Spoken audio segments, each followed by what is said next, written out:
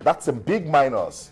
And what's the vote around the shooting? Have they given any reason yet? Nobody is talking yet. We're waiting for them because you're going into a sport that can give 16 gold medals. Yeah. And in my estimation, out of 16, Nigeria can pick 2. Yeah, 2, 3. Yeah. You know, so somebody. Are we that good in shooting? We've never gone for any shooting. But with we've gone around Africa, but this is the first time we were. But with the right, they did some good preparation. And I think with the camped well, the former sports minister gave shooting. Exactly. We were expecting something from shooting. We did some sort of investment in those guys because we checked it. In his words, we're not going to do the jamborees. Yeah. We're just going, concentrate on the sports we're going for and win because there are medals to win in that category. Table tennis, we got just 1 bronze, but just to let you know, it's been termed the best performance because we played some good tennis. We played sort of tennis that shows that there is hope. And there's an improvement. That's the word, improvement. We played sort of tennis that showed that we are a table tennis playing country. Good one. For shooting, they would have made a statement. We don't know the story. The NSC is not talking. The Shooting Federation is not talking.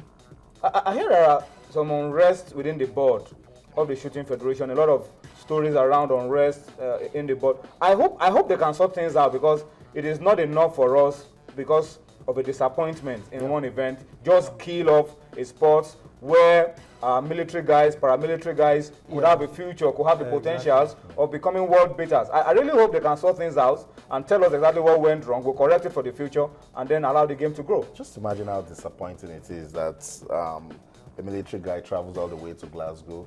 He has been preparing, he's getting ready, and he can't find his weapons to go out there. It's crazy. It's an embarrassing situation, really. Very embarrassing. So that's what I'm saying, that shooting actually gave us reasons not to meet that. But when they come to explain to us, we'll take it. We will listen to them. Let me say tonight that Efe, Tobore Akpochi, we fight for everything tonight.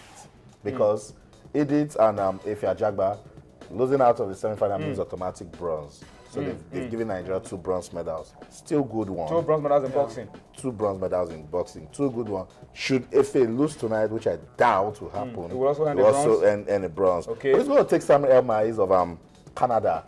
And we saw the sort of boxing he did against the Australian. And now he's saying to himself, there's no Efe Ajagba, there's no Edith. I'm the only one. I'm the only one for with boxing. With a chance of winning gold for Nigeria. I'm the only one for boxing in this country. So he's going to box with his life tonight. That fight will come up 9:30 Nigerian time. We'll still be here talking. Hopefully, it will not be like the last time. I would go out and say, everything is all over. And so hopefully, he's going to win that. And then we're looking up to our track and field men and women. There's still hope. Okay, let's take a look at the medals table now and see how close we are to our record of 12 gold medals. Well, that looks slightly impossible now. But let's take a look at the medals table and see exactly where we are placed. 7th now. Now that 8 is no longer 8. Yeah, it's not it has now dropped to 7. Yeah. So, but I think we're still 8 on the medals table. We're still 8 on the medal table. The last time we checked, even with the 7 gold medals. Before I came on set, 2 gold medals for Kenya, which means it will knock Nigeria down, further down to maybe 9th or 10th position. And with Jamaica on 7 gold medals as Nigeria, there's a possibility they might just get 1 more on the tracks. And then it goes to show why if he needs to win tonight. And then why the men or the women. If he wins tonight, it's guaranteed of a silver. And medal. Then it goes into the final bout. That's it. That's it. And then the 4x1 for the boys and the girls? 4x1 I don't have too much confidence in the guys. At all. But I think with the blessing and with the other ladies, we could have something to show for the women. Yeah. And I'm saying the guys have a point to prove, and they might just do it with our foreign guys have not really been mercenaries. But Nigerians really, because they want to associate with us. We can't turn them back. Yeah. And they won our trials. So that's what everybody's saying. And again, let's look at the games. They won the trials. They came to win the trials. They want to race for Nigeria. But when someone is looking at our country, at 30 and 33, saying that I can come here and shine. I see potentials in this country. It's worrying, really. It's a big slap to Ogogone Aguero. It says, Obinamet, what have you been doing? It says to the NSC. But then we all know that our athletics has been on the decline, particularly for the men. For the men. So in 1992, we had 7-8 guys who were running sub 10. Yeah. In 2014, we don't have a guy who runs sub 10 consistently. So it's been a steady decline. So while the girls have been giving us reasons here and there to rejoice. Most of these guys couldn't make the trials are there in the USA. They now came down to Nigeria. That shows how bad we was even disappointed with this guy, Alexander Alamin. As in so much hype on him. But Alamin even did what he could in the 110 hurdles. Yeah. But that's not even the point. So the point is that the Athletics Federation of Nigeria took the mats to the tracks and they slept off. Remember the word about the mentality. The ladies, they've seen reasons to do more for themselves. They don't talk much about us. Everything the men. We need to start winning. Blessing Okagbare is now a renowned name in athletics. The other day we spoke about the Usain Bolt family, going to talk to and all of that. So they've spoken to themselves. The men are just back there. Okay, athletics for the men not doing so well. Yeah. So what can we do? What can the AFN do? Well, we can still go back to the basics. We can see what wrestling is doing, what weightlifting is doing. They have to go back to the basics. We saw Odoanya, we saw Aminat, young, and they are powering. They're giving the country reasons to smile. So this is a big lesson for the Athletics Federation of Nigeria, because I know somebody will come back and say, we did well, Blessing won, and say, Brume, no.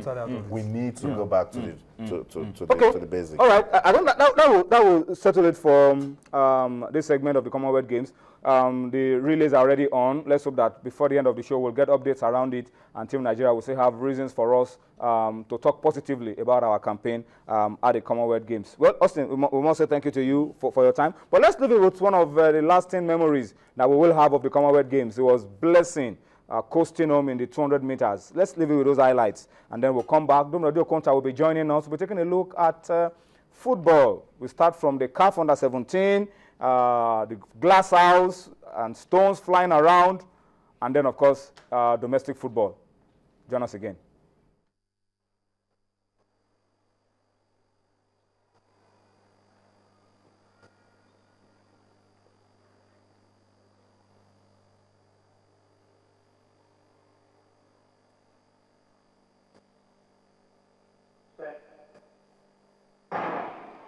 Okagbare going for a historic sprint double, and she's got out of the blocks well. Also in lane 2, McLaughlin for Jamaica, but it's Okagbare with Henry Robinson alongside her, and she's put distance between herself and the field. But in lane 2, McLaughlin's right up there, and McLaughlin might just have the advantage. This is a real battle, but the strength of Okagbare bringing it home, and Williams comes through to take the silver medal. Okagbare winning in 22.25 seconds. 0.05 of a second outside the Commonwealth Games record.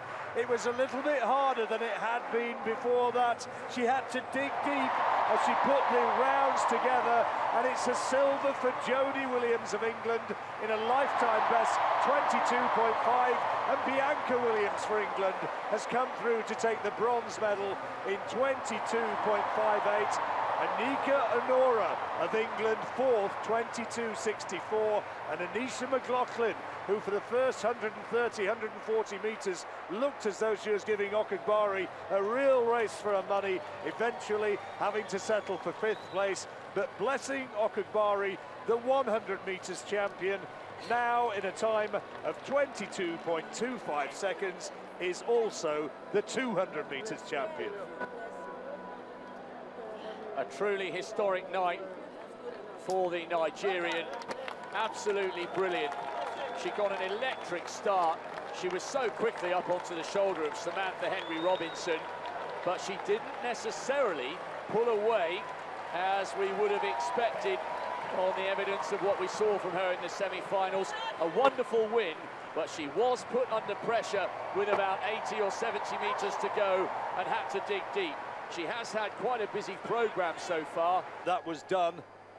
And watch again here. Let's bring Catherine Marion as well, because you could sprint a bit in the day. What do you reckon of this? Okagbare had it won. She was a little bit tired for me. but her form came through. But look at the battle for silver. 3 Jamaicans, 3 English, vying for 3 medals. Look at that, 6 athletes all in the mix. It was a wonderful run by Okabare. Strength, her speed, endurance is superb. But of course, Williams, and Honora, who just missed out on the medals, all posting lifetime